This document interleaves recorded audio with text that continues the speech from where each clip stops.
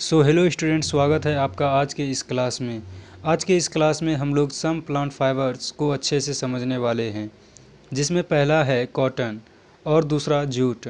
तो चलिए शुरू करते हैं आज का पहला पॉइंट कॉटन से। Have you ever made wicks for oil lamps?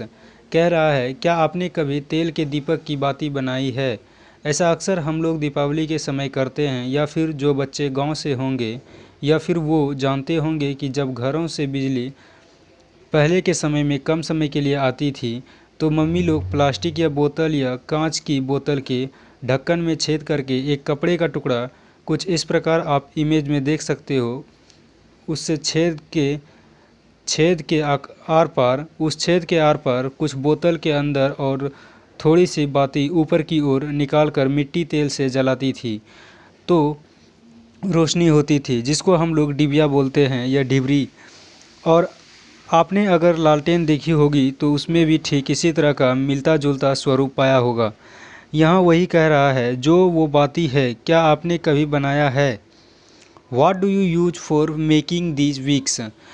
आप इस बाती को बनाने के लिए किसका इस्तेमाल करते हैं? This cotton wool is also used for filling mattresses, quilts और pillows।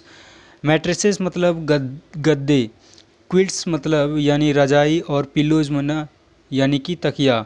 इसका मतलब कपास के ऊन का उपयोग गद्दे, रजाई और तकिया भरने में भी किया जाता है। टेक सम कॉटन ऊल, कुछ कपास के ऊन लीजिए। Put it apart and look at its edge, बाहर निकालकर इसकी छोर को ध्यान से देखिए।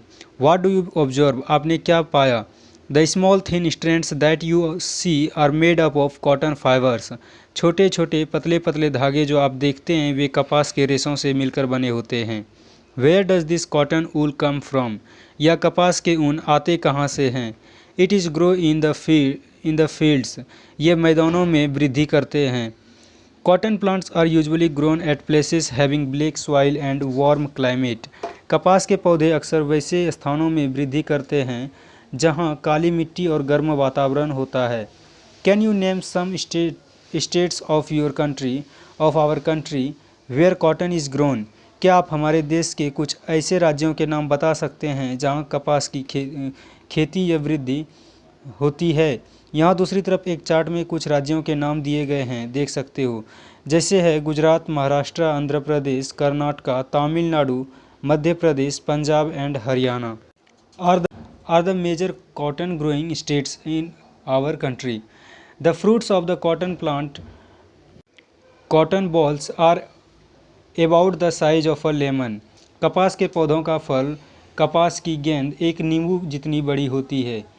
After maturing, the balls burst open and the seeds covered with cotton fibers can be seen. गेंद के पक जाने के बाद उसे फोड़ने से बीज में लिपटे कपास के रेशे दिखाई देने लगते हैं। बस्ट मतलब होता है फोड़ना, मैचरिंग मतलब पकना। Have you ever seen a cotton field that is ready for picking? क्या आपने कभी ऐसे मैदान को देखा है जिसमें कपास चुनने के लिए तैयार हो गया हो? It looks like a field covered with snow. यह ऐसा लगता है जैसे मानो एक मैदान बर्फ़ के गोले से ढका हुआ है।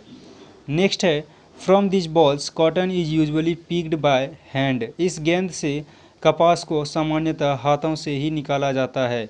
Fibres are then separated from the seeds by combing. उस समय रेशों को बीज से कंघी द्वारा अलग किया जाता था।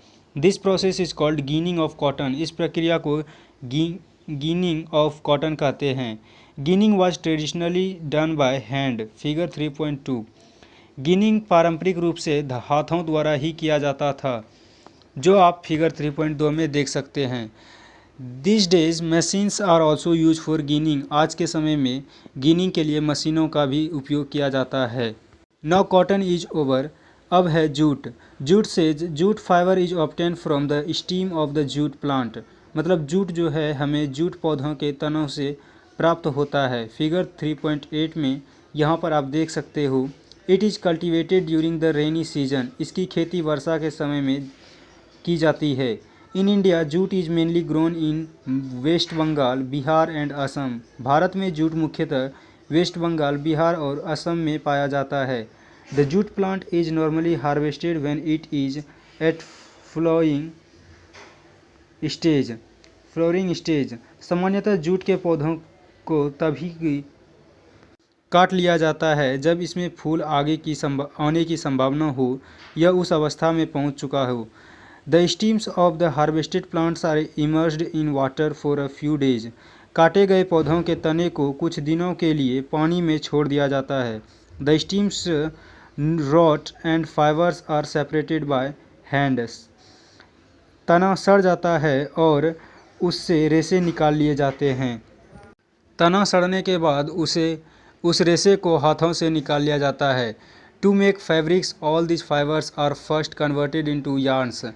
कपड़े बनाने के लिए सबसे पहले सभी रेशों को धागे के रूप में परिवर्तित किया जाता है। हाउ इज़ इट डन, या कैसे होता है। सो स्टूडेंट्स, आज के लिए बस इतना ही। फिर से मिलते हैं अगली वीडियो में नेक्स्ट टॉपिक के साथ। धन्यवाद।